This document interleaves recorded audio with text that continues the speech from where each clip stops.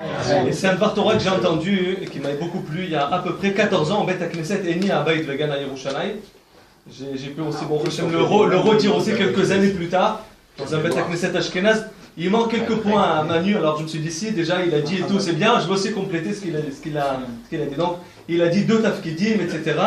Alors je voudrais juste compléter. Il a dit que Yaakov Avinu il a pris son tafkid à lui, sa mission à lui, et celle de son frère Esav. La sienne étant de s'asseoir dans le Beth Midrash, et la deuxième de répandre la Torah autour de lui. Encore quelques points. Je vais peut-être aussi faire comme lui, j'ai posé 2 ou 3 questions. Je vais compléter dans les parachutes à venir, et ça va exactement compléter. Lorsque Yaakov il sort, Vayetze Yaakov mi Beersheva vayelech Harana. Qu'est-ce qu'il a fait Yaakov Avinu quand il est sorti? Qu'est-ce qu'il a fait? Il est sorti, et qu'est-ce qu'il a fait? Rashi nous dit Vaishkav bamakom haou, il était à Shem Ve'ever pendant 14 ans. 14 ans, il était là-bas, il n'a pas dormi. Il a étudié la Torah. D'accord? La question qui se pose, pourquoi il n'a pas dormi? Pourquoi il est parti étudier? On lui a dit d'aller prendre une femme. Maintenant, faisons le calcul. Quel âge il avait Yaakov? Yaakov, il avait 63 ans. Ça veut dire que pendant 63 ans, il était dans un Ohel, il étudiait la Torah jour et nuit. Il ne s'est même pas marié. Vous en connaissez déjà à 63 ans qui ne sont pas encore mariés. Il n'a fait qu'étudier. Toute sa vie, 63 ans. Il a trouvé juste le moment maintenant de rentrer à Shem vers encore 14 ans étudier. Tu as étudié la Torah, 63 ans. Va chez Lavan. On t'a dit d'aller Lavan, va là-bas. Qu'est-ce qu'il a fait pendant 14 ans là-bas? Ça, c'est une première question. Il a étudié la Torah. Mais tu l'as étudié pendant 63 ans. Qu'est-ce que tu fais que 14 ans plus? Si tu fais 14, tu fais encore ça en plus. Mais qu'est-ce qu'il a trouvé faire 14 ans plus? Il a fait 63. L'Oman Valaïla. Il aurait pu aller directement. Première question. La deuxième. Quand Yaakov sort de chez Lavan, il lui dit ça y est. Voilà. Yosef il est né. Il lui dit le pasouk. Yosef est né, non là, je retourne maintenant. Ben, ça va. Yosef il est né très bien. Et voilà. Il y a eu Rouven, il y a eu Shimon, Lévi, il y a eu une naissance, elle a eu d'un côté. Elles se sont disputées. Elles se sont jalousées. Il y a eu tout. Yosef il est né, je rentre.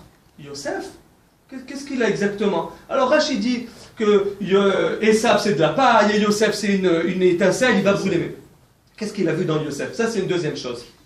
Deuxième question. Et une troisième question, c'est lorsque Yosef, dans la parashat Vayeshev, on dit, c'est écrit dans Rachid, que Yaakov il aimait Yosef plus que tous. Qu'est-ce qu'il lui a appris?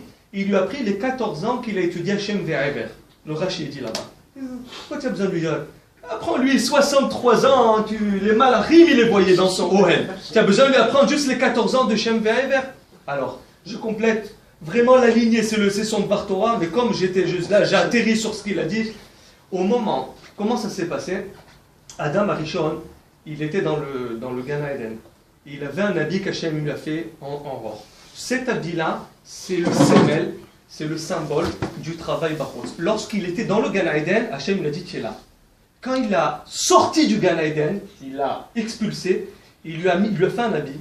Et cet habit, c'est le symbole justement de répandre la Torah en dehors du monde, en dehors du Gan Eden, en dehors des frontières du Beth Midrash. C'est cet habit. Et cet habit, Nimrod l'a volé de Adam.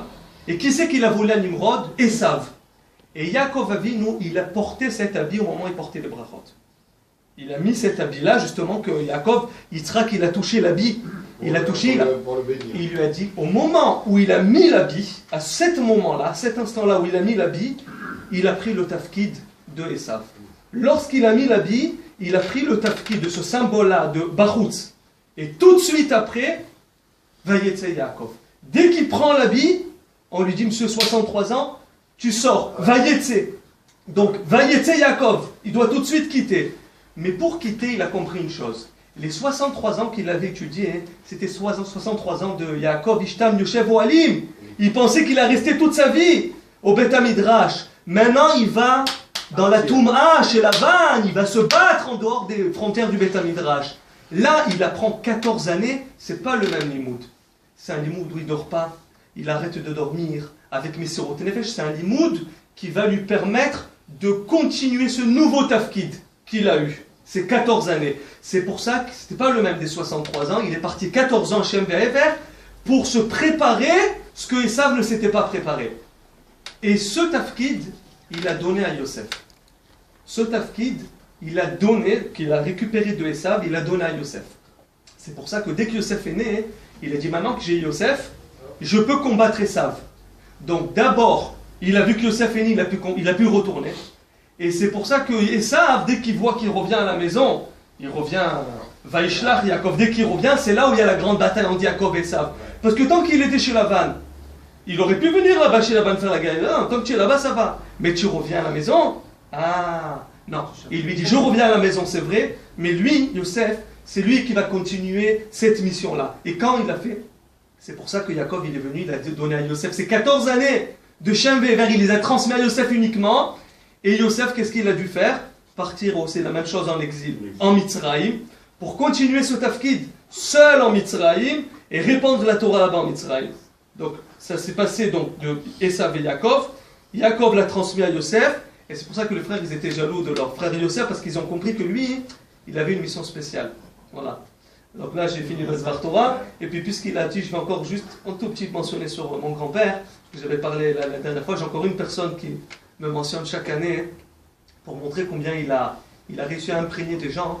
J'ai un juif comme ça, un monsieur de une soixantaine d'années à peu près, qui me dit chaque année qu'il me rencontre, un monsieur qui vient me voir chaque année, et à chaque fois, il me dit, ton grand-père. Et chaque fois, je suis à Marseille, ton grand-père. Il me dit, ton grand-père, il m'a appris la bar mitzvah. C'est lui il m'a appris la bar mitzvah. Et, oh, ça va, il t'a appris la bar mitzvah. Non, je me rappelle, il a été imprégné, ce monsieur-là, il s'appelle Gérard Pariante. Gérard Pariante, un monsieur d'une soixantaine d'années qui se trouve à Marseille, il me dit, sache que c'est ton grand-père qui m'a appris la paracha d'Abar Mitzvah, et depuis, il doit avoir 60 ans, 13 ans, ça doit faire 47 ans qu'il est là, et il me voit, la première chose, et chaque fois il me répète la même chose, il me dit, ton grand-père il m'a appris, je me rappellerai toute ma vie, la façon dont il m'a imprégné dans la Torah. Donc, je me joins, donc on est là ici pour son souvenir, cette façon de servir à Kadosh Baruch Hu, à l'intérieur et à l'extérieur.